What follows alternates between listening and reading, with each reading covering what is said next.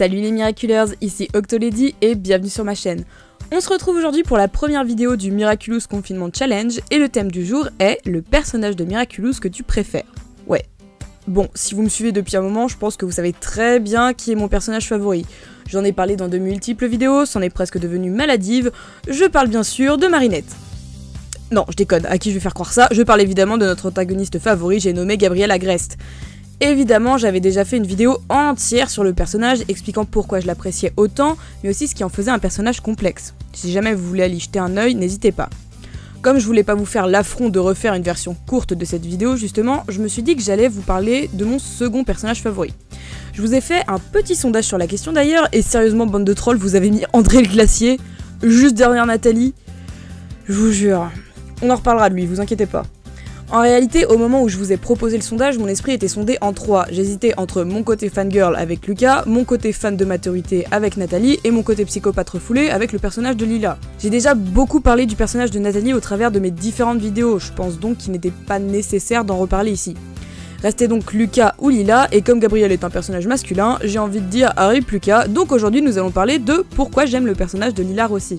Tout d'abord, tout le monde le sait, j'adore les méchants, et s'il y a bien une grande méchante dans Miraculous, ce n'est ni cette drama queen de Gabriel, ou cette fille à papa qu'est Chloé, mais bien Lila. Lila est un personnage qui est foncièrement mauvais, on pourrait essayer de lui trouver des excuses, mais même pas en fait.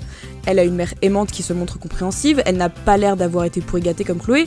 Non, en fait, Lila est juste une fille qui est prête à tout pour avoir ce qu'elle veut. Lors de la Japan Tour, l'équipe d'écriture l'a même décrite comme une véritable psychopathe et a avoué avoir peur certaines fois lorsqu'ils écrivaient le personnage, car elle est vraiment capable de tout. Ce qui est intéressant avec elle, car même ses propres créateurs la redoutent, là où ils décrivent simplement Gabriel comme l'un des personnages les plus complexes, Lila, elle, leur apparaît comme la véritable bad guy. On la trouve toujours en tant que futur papillon d'ailleurs. Son personnage, introduit à la fin de la saison 1, n'est développé qu'à partir de la saison 2 et tout au long de la saison 3. Plus elle apparaît, plus on comprend qu'elle prend de l'importance. Elle commence à avoir une certaine influence sur les amis de Marinette, mais aussi sur le père d'Adrien. Parce que, soyons lucides, certes Gabriel se sert de Lila, mais inversement. Avec les saisons, on pourrait avoir l'impression qu'il devient plus fort, alors qu'en réalité, il s'affaiblit. Il a besoin d'alliés, se fait piquer son alliance par son neveu, il va jusqu'à faire une alliance avec une gamine de 14 ans, c'est pour dire à quel point Lila mérite qu'on parle d'elle. Je la verrais bien dans le futur monter une alliance avec Félix d'ailleurs. Bref. Lila n'est pas le personnage de Miraculous que je préfère, elle n'est pas Gabriel, mais elle pourrait très bien le surpasser. Elle est intelligente, sournoise et surtout effrayante. J'ai vraiment hâte de la voir évoluer dans le futur de la série, pourquoi pas la voir devenir une porteuse de Miraculous, qui sait. La vidéo challenge du jour est terminée, j'espère qu'elle vous aura plu, on se retrouve dès demain pour un nouveau challenge, restez connectés.